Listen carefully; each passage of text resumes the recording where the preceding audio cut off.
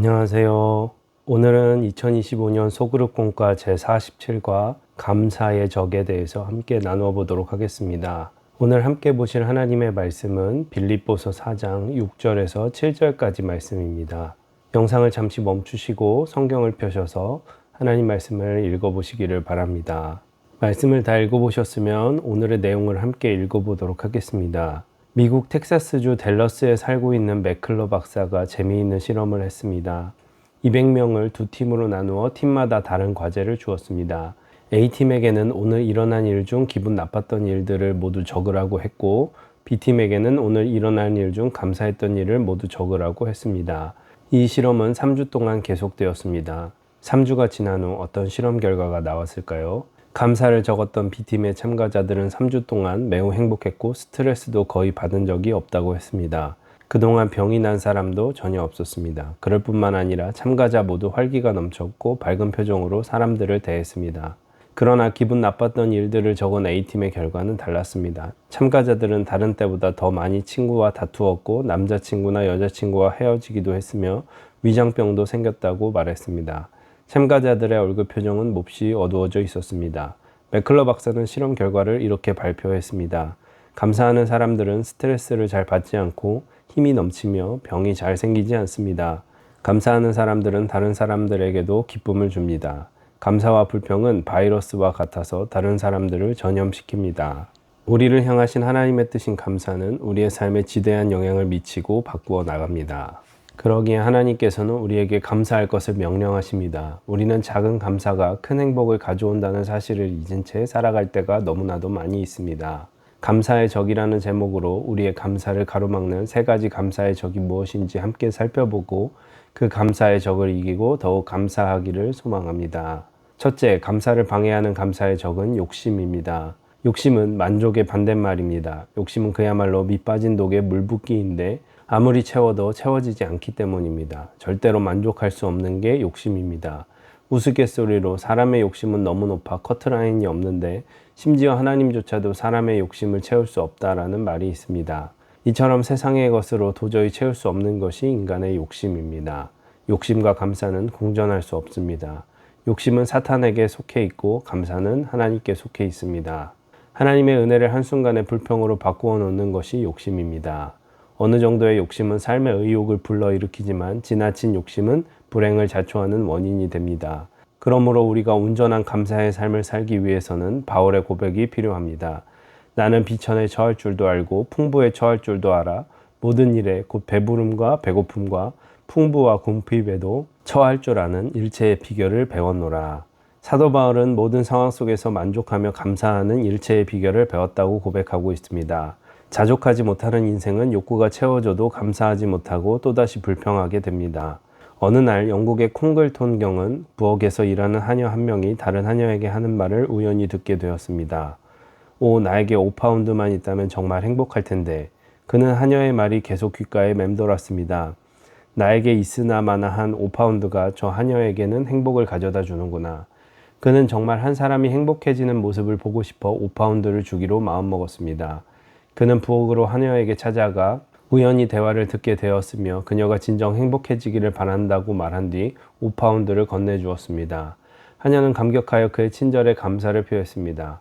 콩글통 경은 부엌을 나와 한 사람을 행복하게 한 자신의 작은 선행을 기뻐하며 잠시 문 밖에 서 있었습니다. 그때 안에서 하녀가 중얼거리는 소리가 들려왔습니다. 난 참 바보야. 왜 10파운드라고 말하지 못했을까? 이미 자신이 원하는 것을 소유하고도 감사하지 못하는 사람은 욕심의 수렁에 빠져 있는 사람입니다. 우리의 감사를 방해하는 적은 있는 것으로 감사하지 못하게 하는 욕심입니다. 감사의 길을 걸어가는 성도는 사탄에게 속해 있는 욕심이 아니라 하나님께 속해 있는 감사로 그의 삶의 방향이 향해 있는 사람입니다. 사도 바울이 모든 상황 속에서 그리스도 예수 안에서 자족하는 삶의 비결인 감사로 살았던 것처럼 욕심의 적을 이기고 더 깊은 감사로 살아가기를 바랍니다. 둘째, 감사를 방해하는 감사의 적은 비교의식입니다. 비교의식은 다른 각도에서 보면 욕심의 또 다른 얼굴입니다. 상대방과 자신을 끊임없이 비교하면서 우월감으로 교만해지든지 아니면 열등감에 사로잡혀 자기 비하에 매몰되기도 합니다. 어느 경우에도 감사하지 못하기는 마찬가지입니다. 비교의식은 우리를 상대적으로 빈곤감에 빠지게 합니다. 상대가 나보다 많은 재물을 가지고 있거나, 나보다 더 많은 사랑을 받거나, 더 좋은 학벌을 가지고 있거나, 더 많은 재능을 가지고 있는 것을 비교하기 시작하면 감사는 사라지고 불행의 늪에 빠지게 됩니다. 영화 아마데우스를 보면 모차르트와 살리에리의 생애를 통해 비교의식이 사람을 얼마나 비참하게 만드는지를 잘 발견할 수 있습니다. 살리에리는 당시 최고의 음악가였습니다. 모차르트가 나타나기 전까지만 해도 그는 많은 사람들의 부러움과 존경을 한몸에 받았던 행복한 인생이었습니다. 그렇지만 모차르트와 자신의 음악을 비교하면서 그의 인생은 불행의 늪에 빠지게 되었습니다. 그를 화나게 만드는 것은 자신은 밤잠을 설치면서까지 온 힘을 다해 작곡해도 사람들이 기억해 주지 못하는데, 모차르트는 여자들과 어울려 놀 것 다 놀면서 그저 자투리 시간에 취미 삼아 작곡하는 것 같은데도 그의 음악은 불후의 명작이 되는 것이었습니다. 그를 더욱 비참하게 만드는 것은 모차르트의 천재성을 꿰뚫어 보는 안목이었습니다. 그래서 살리에리는 절규하였습니다. 왜 저에게 천재를 알아볼 수 있는 능력만 주시고 모차르트와 같이 천재적인 작곡 능력은 주시지 않았습니까? 결국 비교의식과 열등감이 또 하나의 최고의 음악인 살리에리의 인생을 파멸로 치닫게 하였습니다. 비교는 인간이 할 수 있는 가장 어리석은 행동입니다. 우리는 너무나 많은 순간에 하나님께서 우리에게 주신 것이 아니라 남과 비교하는 것에 온통 관심을 쏟고 살아갑니다. 우리가 비교의식에 사로잡힐 때마다 에베소서 2장 10절에 우리는 하나님이 만드신 걸작품이라는 사실을 잊지 않기를 바랍니다. 셋째, 감사를 방해하는 감사의 적은 염려입니다. 어니 젤린스키라는 사람이 다음과 같이 말했습니다. 우리가 하는 걱정 가운데 40%는 절대로 일어나지 않는 것이고 30%는 이미 일어난 것들이다. 또 22%는 안 해도 될 사소한 것들이고 4%는 걱정한다고 해도 바꿀 수 없는 것들이다. 우리가 하는 대부분의 걱정은 쓸데없는 걱정들이라는 것을 깨닫게 됩니다. 염려와 두려움의 가장 큰 문제점은 이 염려와 두려움이 우리 안에 있는 감사의 마음을 몰아낸다는 것입니다. 근심하는 동시에 감사할 수 없습니다. 그러므로 사도 바울은 아무것도 염려하지 말고 다만 모든 일에 기도와 간구로 너희 구할 것을 감사함으로 하나님께 아뢰라 라고 권면하였습니다. 만약에 우리 앞에 놓여있는 어떤 사안으로 인하여 염려와 두려움의 먹구름이 몰려온다면 감사, 즉 미리 감사하라고 합니다. 특별히 기도에 무릎을 꿇고 오히려 그 염려 앞에서 하나님께 감사의 기도를 드릴 것을 권면합니다. 우리가 감사의 대문을 넘어가지 못하도록 하는 것이 바로 염려입니다.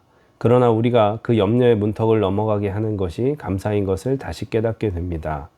염려 앞에 서 계십니까? 오늘 하나님 앞에 미리 감사하며 우리의 염려의 문을 박차고 담대하게 나아가시기를 소망합니다.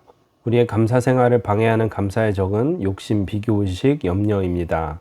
욕심과 비교의식과 염려가 커지면 감사는 떠나갑니다. 그러나 감사의 소리가 울려 퍼지면 우리의 욕심도 비교의식도 염려도 떠나갑니다. 감사를 방해하는 적들을 이기고 날마다 행복과 복의 문을 열어 가시기를 원합니다. 네, 이렇게 해서 2025년 소그룹공과 제47과를 함께 읽어보았고요. 나눔과 적용을 천천히 읽어보시기를 바랍니다.